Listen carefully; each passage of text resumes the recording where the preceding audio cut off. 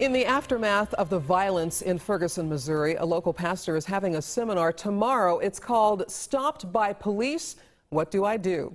Joining me now is Emmanuel Cleaver III, pastor of St. James United Methodist Church, as well as Deputy Chief Robert Kuehl, who is with the police department. Thank you so much, both of you, for joining us. Let's start with you, Pastor Cleaver. What was your motive for starting this? Why do we need to have this kind of seminar? Well, in light of everything that's taken place in Ferguson, I just thought it would be important to educate the community. And it's open to the entire community, but in particular, we're trying to reach young African-American men so that they have an understanding of exactly what to do if I'm stopped by the police. If I disagree with the police officer, what should I do? And so it's really just all about educating the community.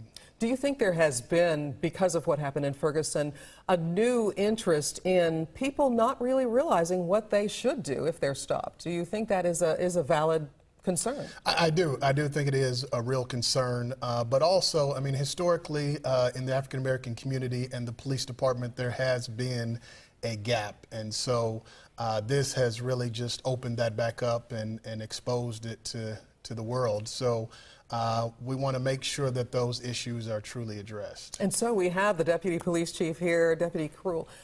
What are you saying to the young men out there and women? And this is really for anyone who's stopped by police. What do you say to them? Well, I think, the key is to make sure that we understand each other's vantage point and that the officers understand what the individuals may or may not be thinking or may or may not know, but that they also understand what's going through the officer's mind and to understand exactly why some protocols are in place. We each have a different vantage point, and we need to, the more we have opportunities to communicate in forums like this, the more we close that gap. Do you think that there is more frustration between police and citizens in the community, especially African American people? I think there's a great deal of frustration, and I think a lot of it is because we don't have the same backgrounds, we don't have the same history. I don't know exactly what a mile in their shoes is like, much like they don't know what a mile in a police officer's shoes is like, and we're a thin blue line, and the more we understand each other, the more likely we are to get along. In the police world, are the police officers out there right now, since Ferguson, are they feeling a little more pressure, a little more stress? I know probably this job is always a stressful job. Sure, I think that when anything anywhere in the world or country goes on, the stress level goes up. However, I think with the incredible push from our chief to engage in relationships ahead of time, I think, have a great relationship with this community, and that matters. And this is an opportunity to further that relationship.